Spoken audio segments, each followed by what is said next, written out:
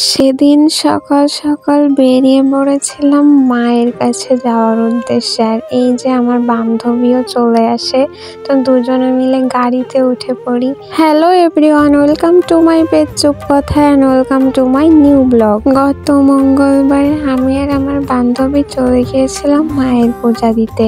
আমার বান্ধবী আমাকে হঠাৎ ফোন করে জানায় যে তার একটা মানত আছে, তাই সে পূজা দিতে যাবে, তার সাথে যেতে হবে। আর মায়ের কাছে যাব, এটাতে আবার কোনো কিন্তু আছে নাকি? তাই কোনো কিছু না ভেবেই আমি তাকে হ্যাঁ করে দিই। আর সেই উদ্দেশ্য নিয়েই দুজনে সকাল সকাল বেরিয়ে পড়ি। এই যে কথা বলতে বলতে চলে আসি মায়ের কাছে। তারপর ওখান থেকে মায়ের জন্য একটা ডালি কিনে নেই।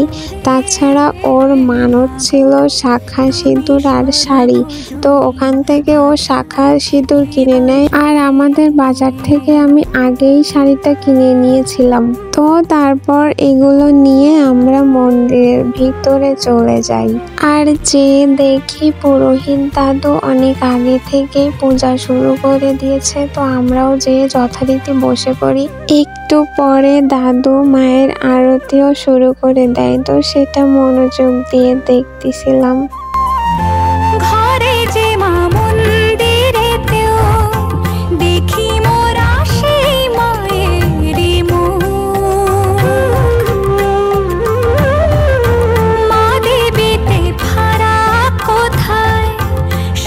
তো দাদুর আরতি শেষ হলে আমাদেরকে ফুল দিয়ে দেয় অঞ্জলি দেওয়ার জন্য। আর আমরা যথারীতি সুন্দরভাবে আমাদের অঞ্জলি শেষ করি। তারপর ওখান থেকে বের হয়ে এসে ধূপকাঠি জ্বালিয়ে মাকে আরতি প্রদান করি। দেন মায়ের প্রসাদ নিয়ে আমরা ওখান থেকে বের হয়ে যাই। ওর আবার কিছু কেনাকাটা ছিল, কিন্তু অত সকালে তো কোনো দোকান ওপেন হয় না, তাই আমরা একটু সময় কাটানোর জন্য চলে যাই হাদিস পার্কের ভিতরে। আর খালি হাতে গিয়ে কোনো গল্প আড্ডা জমে নাকি, তাই এই কাকুটার কাছ থেকে পেয়ারা মাখা কিনে নেই। দেন একটু সময় গল্প করতে থাকি, তারপর ওখান থেকে বের হয়ে যাই।